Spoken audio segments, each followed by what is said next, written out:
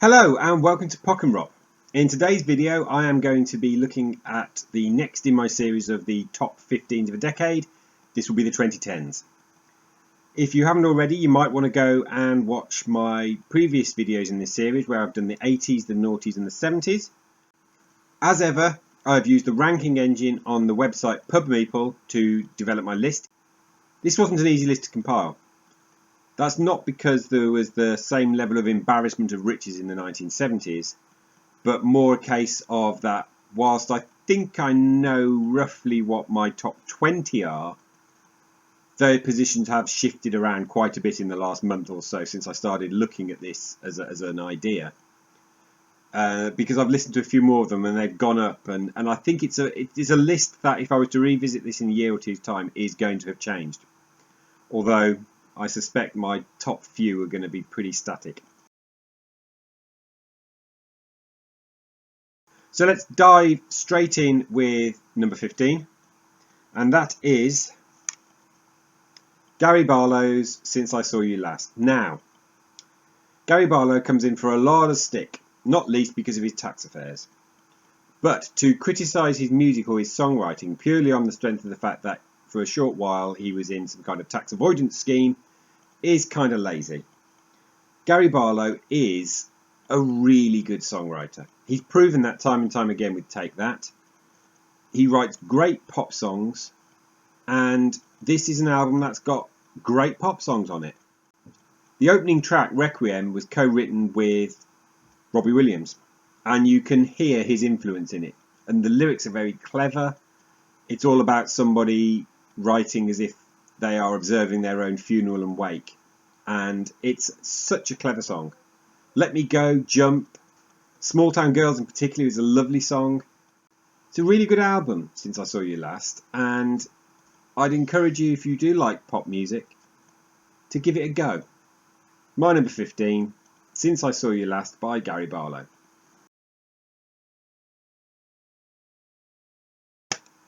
At number 14, I have placed Keane's Strangeland. This was at one point going to be their last album, but they have reformed, they've released Cause and Effect, and I'm actually going to go and see Keane live in 2022, should have been this year. I'm really looking forward to it. This album kind of goes up and down a bit in my affections, but it has got a phenomenal 4-song run in the first half of the album. Silence by the Night, followed by Disconnected, Watch How You Go, and then one of my all-time favourite songs, if not just a Keane song, and it's Sovereign Light Cafe. Strangeland is a good album. It's not great, but that 4-song run is superb, and it deserves its place as a result at number 14.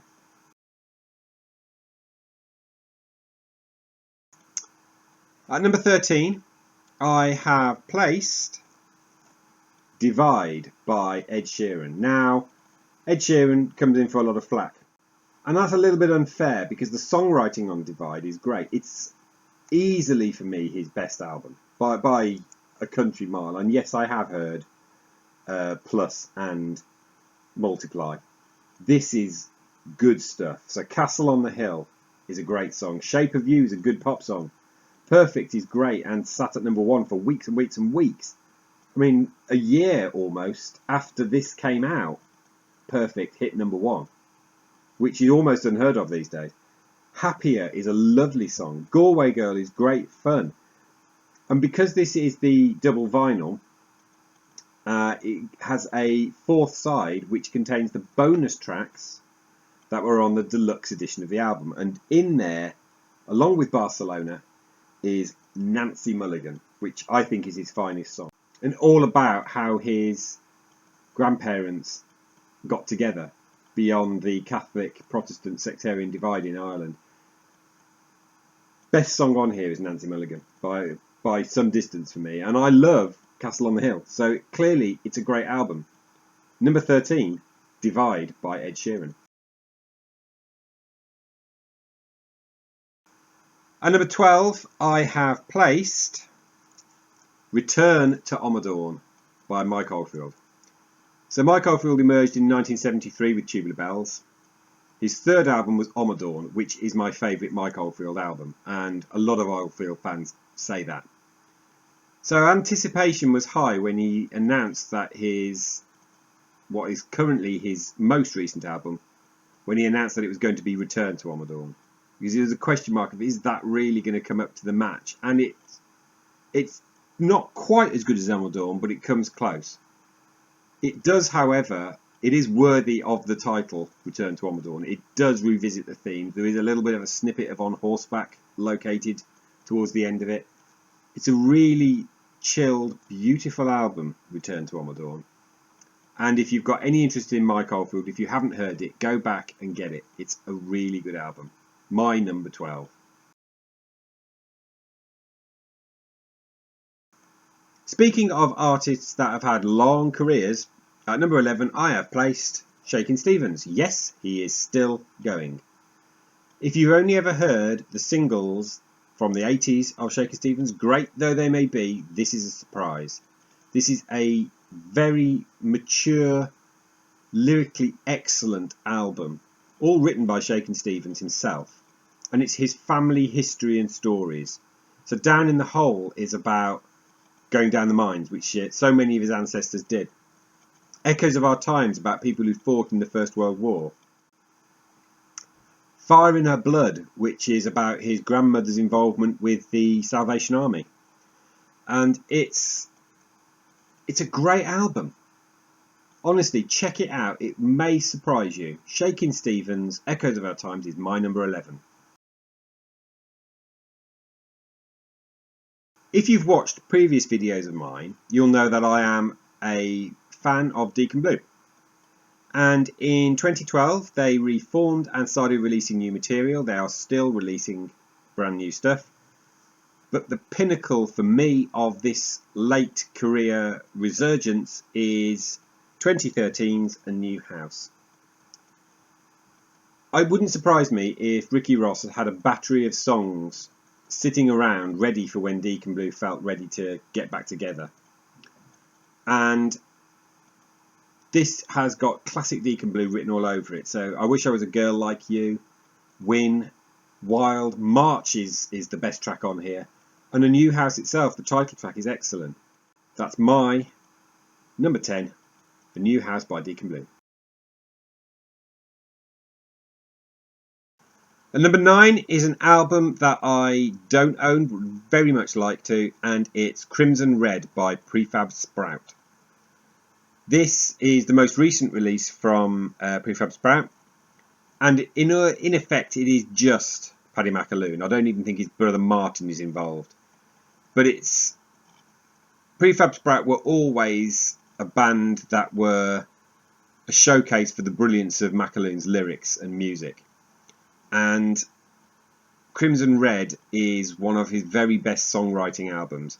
So Billy's on here, the song about a lad and his trumpet. Grief Built the Taj Mahal, which is a wonderfully beautiful song that before I'd heard that, I didn't know that the Taj Mahal was a memorial to the Sultan's dead wife at the time. That beautiful building is a result of someone's loss of their love. I mean, I learnt something as a result. It kicks off with The Best Jewel Thief in the World, which is just classic Prefab Sprout. It's bouncy and fun, and yet still quite deep. And there's also The Devil Came A-Calling, which is all about the pacts that people allegedly make with the devil. And in this case here, the person thought that they didn't make it. There's a fantastic line in it. He showed me a contract. He showed me it was signed. My memory is hazy. I'm sure that I declined. Brilliant songwriting in Crimson Red. So that's my number 9, Prefab Sprout, Crimson Red.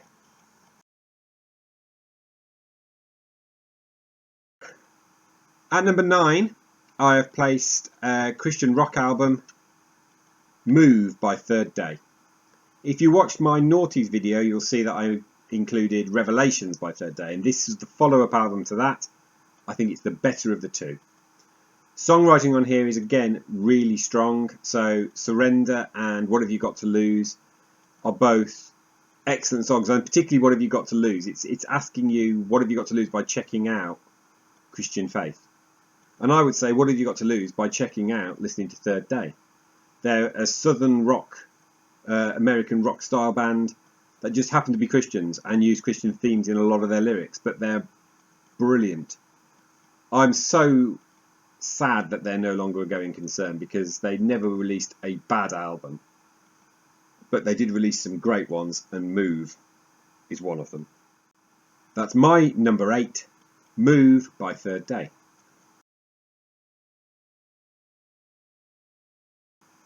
At number 7, I've placed an album by an artist that I've grown to really admire over the last 5 or 6 years.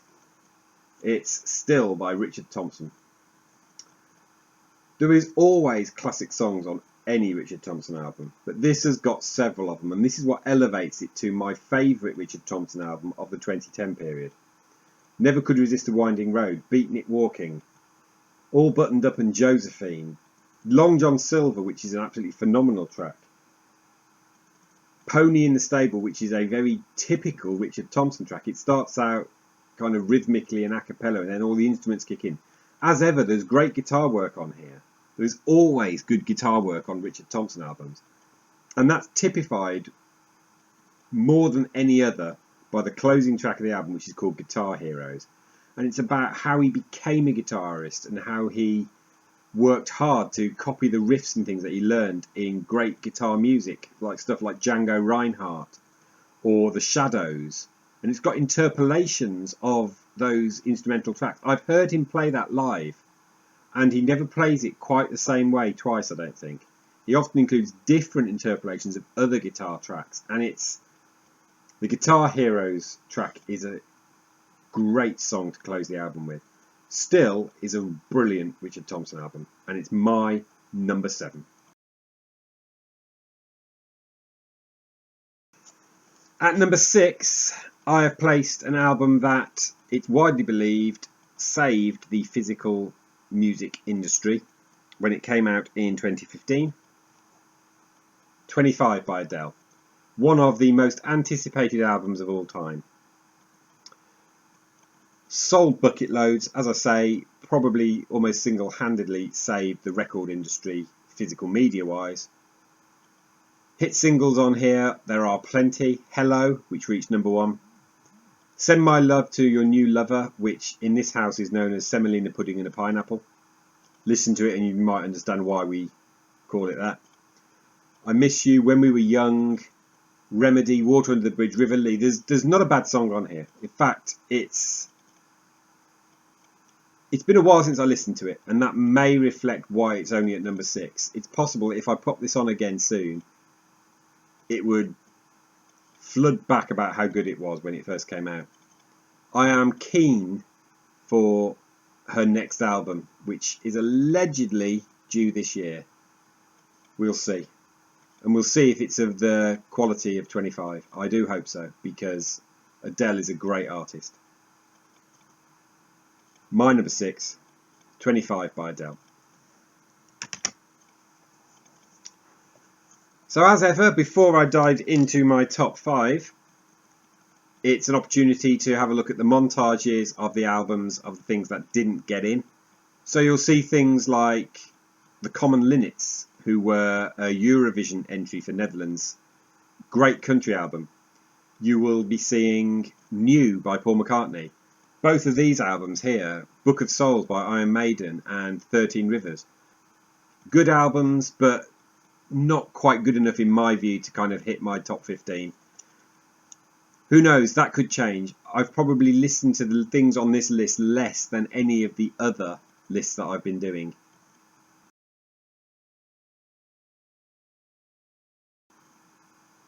At number 5, I have placed Stories by Avicii.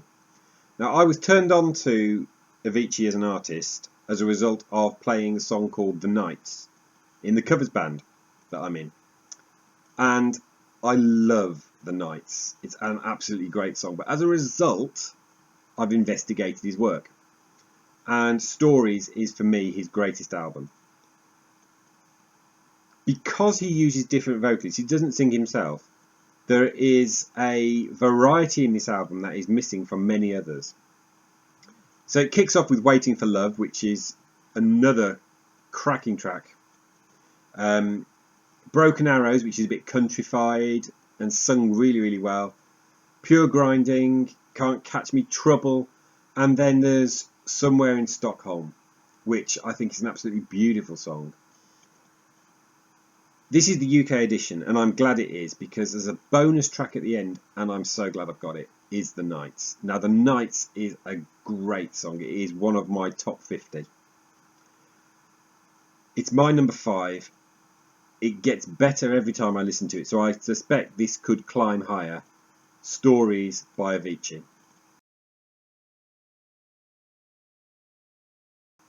At number 4, we are going to surge back to a band from the 80s that I have long been fond of, for what I think is, in all honesty, their finest album. And that's saying something. It is Cast in Steel by a-ha.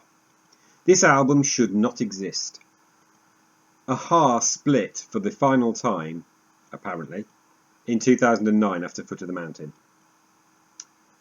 And then Morten Harket and Paul Waxer Savoy got together and started working again. They contacted Mags, and he felt pushed into kind of working with them again, because a-ha is the three of them. It is always the three of them. And as a result, we ended up with this album, and it's superb. So Cast in Steel, the title track, is great. Under the Makeup stands out. The Wake, Objects in the Mirror, Living at the End of the World is superb.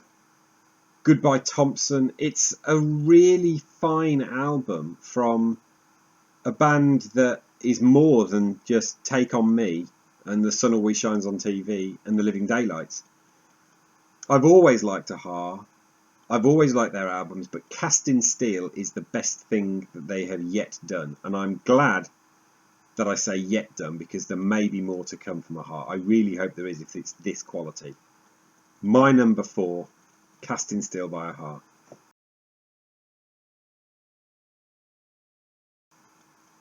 At number 3, and on another day this could even have been placed in the top 2, is 21 by Adele. So this is Adele's second entry on this list, and it just reflects how much of a phenomenon in terms of both sales and quality Adele was in the 2010s.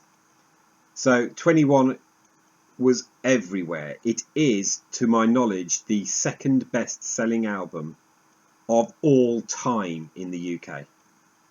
Just let that sink in for a moment.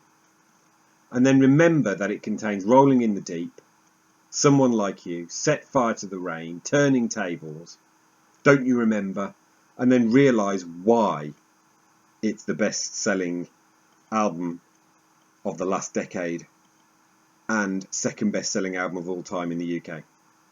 21 is brilliant, genuinely brilliant, and it's my number 3.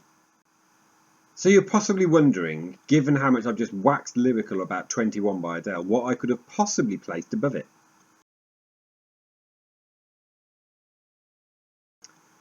Well, I don't have a position 2, because I couldn't separate these two albums. I would say that one is my favourite and one is my best. And so I've got a joint number 1, the first one of which is Staying at Tomorrow's by George Ezra. Now, I don't own this yet, but I really am jonesing for a vinyl edition of this album.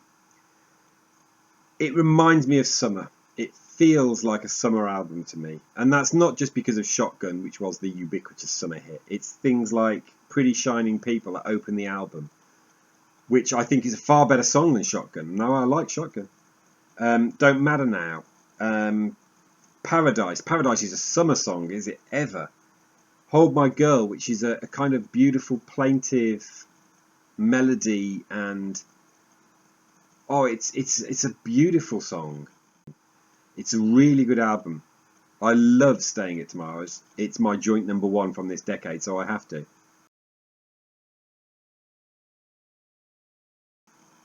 So what's my other joint number one? It is Egypt Station by Paul McCartney. This case is the Traveller's Edition. It's a little bit expanded. So this was released in 2018 when Paul McCartney had turned 76. There is no reason or right to expect that an artist of that age could deliver something as good as this. It is a complex, rich, deep and textured album. It's actually a double, and I think that might be his first official double album in his solo career. And it didn't stop with the double, because there is a wealth of additional material that was not put on the original album. So his producer was Paul Epworth, who has clearly brought out some of the best in him. So songs on here, things like I Don't Know, where it seems to be a song where he's confronting his mortality, which shouldn't be surprising at 76. There are songs that I didn't like when I first heard it that have grown in stature, like Who Cares? Songs that I loved from the off, like Dominoes. Songs that are tightly constructed multi-part suites, like Despite Repeated Warnings. It isn't perfect, because it's got For You on it, which is slightly embarrassing. And it's also got Caesar Rock, which I can't stand. But those two tracks aside, the rest of it is of such good quality that you can forgive the little missteps that are on it. Egypt Station is a phenomenally good album, and it's my joint number one. So that was my 2010s top 15. I'd love to know what you think. Let me know in the comments below. What have I missed? What would I like based on what you already know from my previous videos, and indeed this one? What do you think I kind of really get into? I'd love to hear some newer stuff that I haven't come across before. Remember to like the video, subscribe and hit the bell for notifications. Maybe watch one of my other videos. There'll be some appearing on the title card right about now. But for the moment, thank you very much for watching, and I'll see you next time.